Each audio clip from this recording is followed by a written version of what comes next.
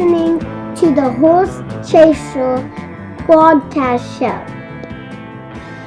Here's your host, Stephen McClellan. All right, welcome back to The Ride on the Hearse Chaser podcast show. And this is going to be one of the more interesting podcast shows that we've entitled Bequeath It or Not.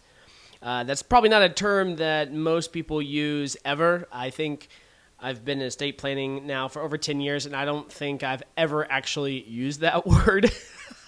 But you will not believe some of the crazy things that people have left their loved ones, or and maybe in some of these cases it's not quite loved ones. But as you think about some of these things that we talk about, estate planning is everything. It's not just money. I know in today's terms we often think of IRAs and CDs and bank accounts.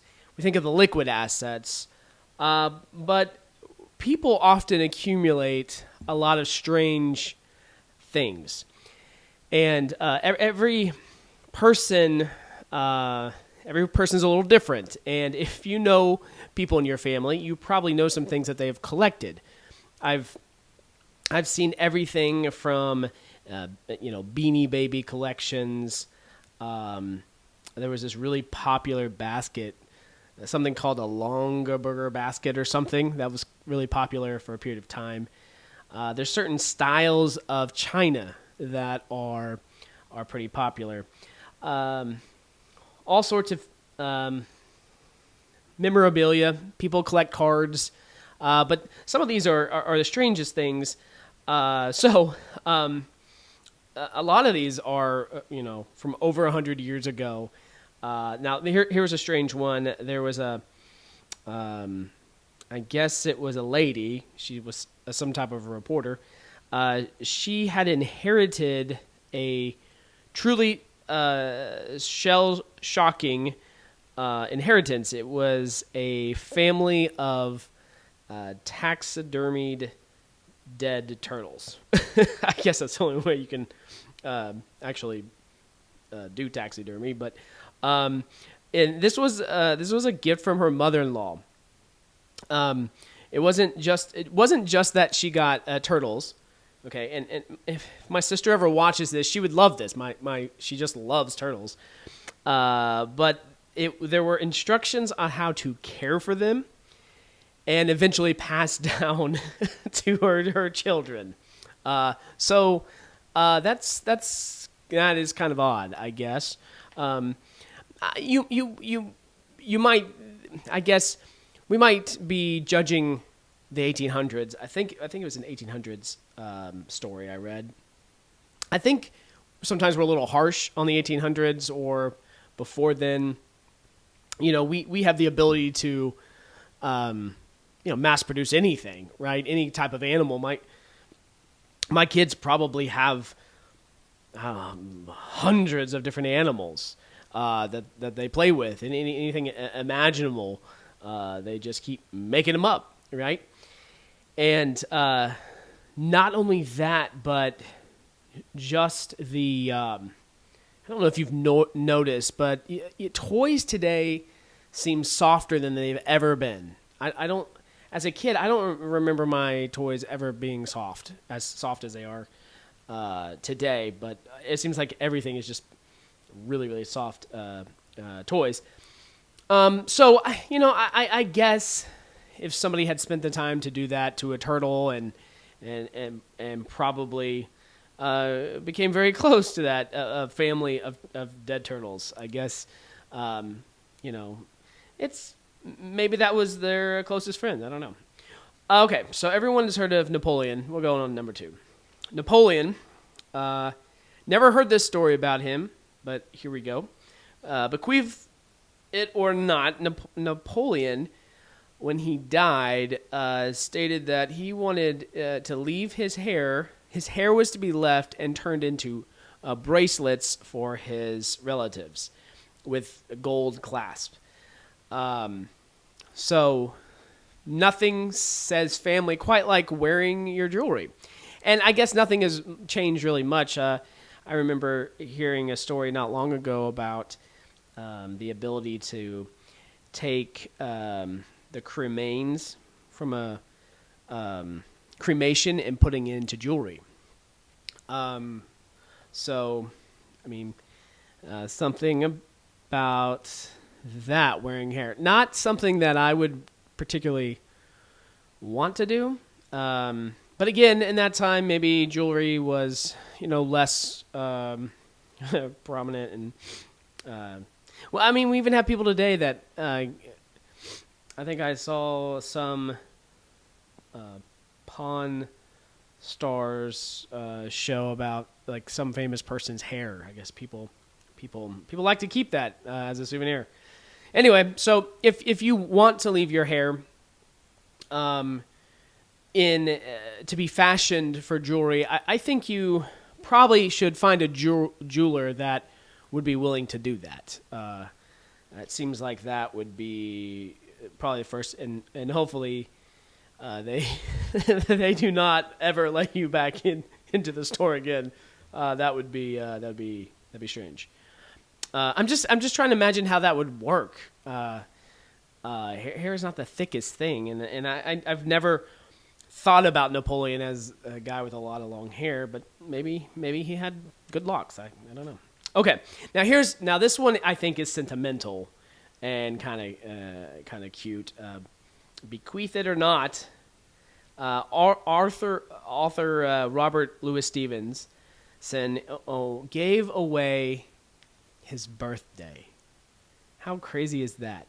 I guess there was a little girl who didn't like her birthday because it was on Christmas, and I've never heard anybody say that they had their birthday on Christmas and they didn't like it.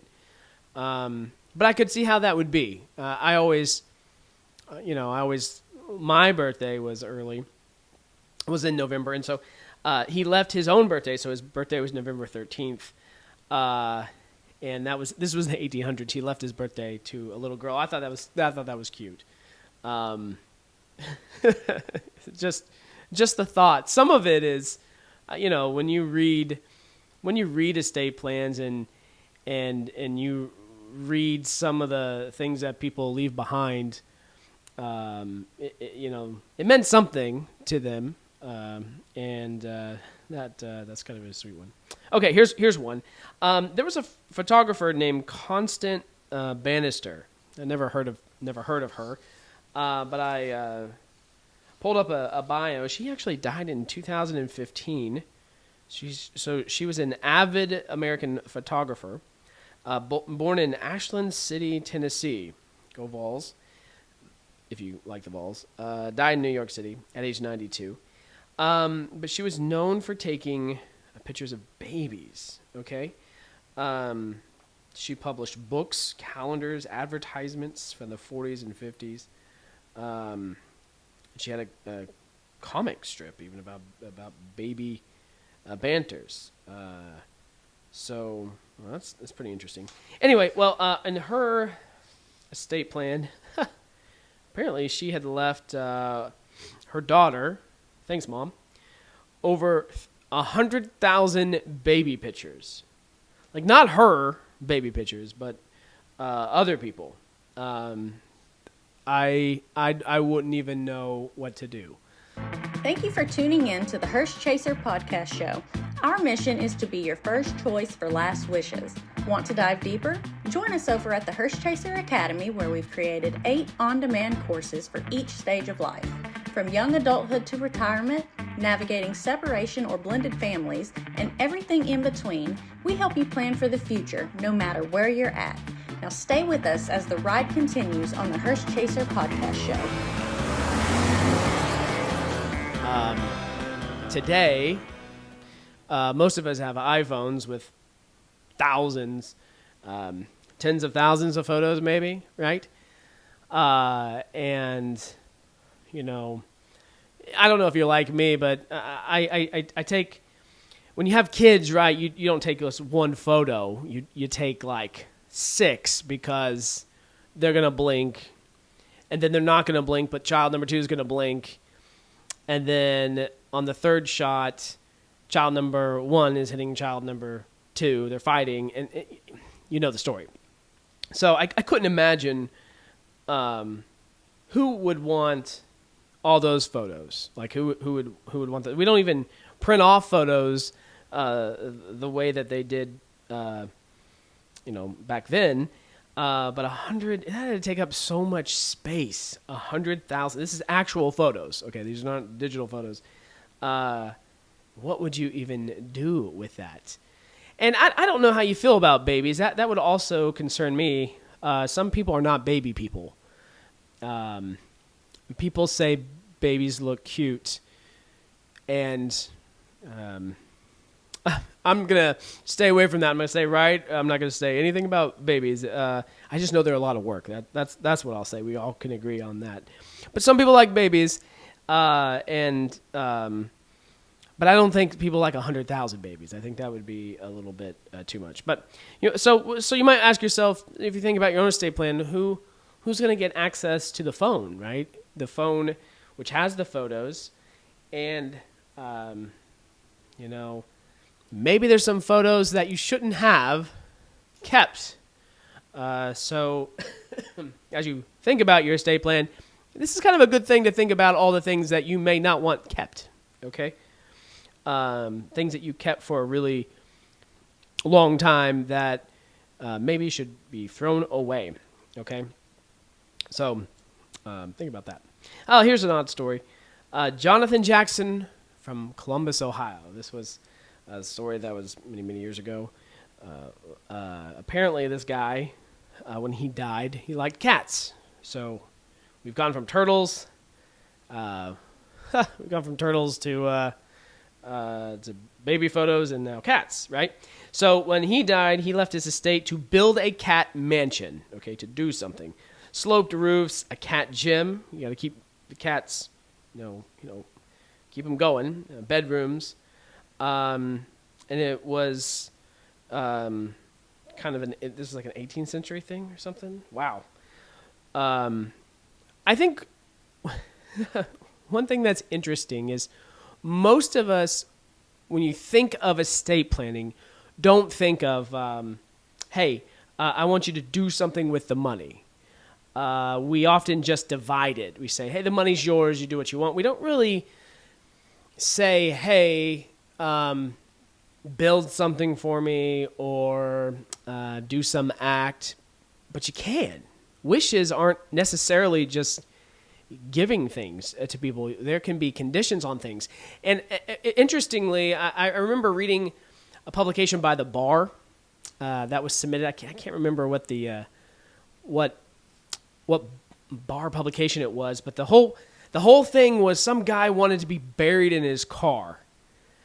And what I recall from that is you can't be buried in your car just if I said I want to be buried in my car.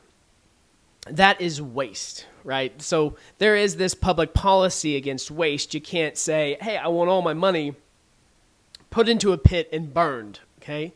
That's probably not going to be upheld by courts. But the article went on to say, well, if you give somebody money and say, hey, Johnny, if you bury me in my car, you get $20,000. That's a very different scenario, okay? I thought that's kind of interesting. So if you want something done, if you condition somebody that they have to do it, that's kind of the key to it. So I don't know how he got away with just taking care of cats for the sake of taking care of cats without, maybe naming somebody to do that. I remember I had the lady Helmsley who created the pet trust with millions or so. I remember reading that in law school, and we had to put together a pet trust. We had to write the language for it, and that was a really interesting exercise to specifically dive into pets. And if you are a pet person, you've got to think of your pet, sort of like I would think of a guardian for our kids, someone who would step in place to take care of your loved one, the cat, the dog, or maybe some other animals. So if you name someone, you may also want to give them some money for that responsibility. That's not an easy thing. And I've seen that. I have a probate right now where there was language about naming somebody to take care of a pet, like a pet trust, and also left part of the estate for that person. So, there's a big difference between a taxidermied, a turtle, and living animals. And I think if you have living animals, I think that's something to think about. Maybe I'll do a podcast just on what special trust might look like for cats and how you would write that. Because their life expectancy isn't quite as long, so you kind of have to say, well, if they predeceased me, where does that money that was designated to them, where does that go? So, anyway, so those are some interesting things. I think it calls to your attention a few things. The number one takeaway is don't forget the small stuff. And everything you have is something that somebody's got to handle. So if you got something that you don't want anybody to handle, you might want to get rid of it. Number two, it's good to declutter. Maybe this needs to be heard by a lot of folks. I am kind of a keeper. I like to keep things, but the more you keep, I have to tell myself to get rid of those things. And I think there was someone said this once before. I thought it was great. It was this Swedish death cleaning was if you haven't used something in a year, get rid of it. So I thought that was pretty interesting. We have some pots and pans I don't think we've even touched, like specialty pans. I don't even think we've touched in like 5 years or so. So you might want to, if you need a little bit of encouragement, spring cleaning, this is probably that. But the last takeaway, I think, is to think in terms not of just giving stuff away, but the fact that you can put restrictions and conditions and things that people have to do with the money to get it. And some of those can be very, very interesting. They can be creating a park bench in memory of someone planting trees. It can be donating to certain charities, but there can also be conditions upon people to do things. And so it just gives you to think about. Some of this is strange, but I think there's some thought in it. And here we are talking about some of this, hundreds of years later, and not saying that anything I do, estate planning wise, will be remembered hundreds of years from now. But I think it's important to think of, the possibilities. So some of it's difficult to divide. I understand. So think about it. If you think they're going to fight over the cats with the baby photos, you might want to give it away beforehand. That's always an option. That'll be the final takeaway. Is if you think they're going to fight, just give it away beforehand so it isn't an issue. Thanks for being with us today on the Bequeath It or Not segment of the Hearse Chaser podcast. We're glad you rode along with us today. Hope you have a great rest of your day. Stay safe out there. Wish you all the best. Hey, thanks for listening to the Hearse Chaser podcast show. Please remember, you can't outrun a hearse, but you can leave your family with a smooth ride.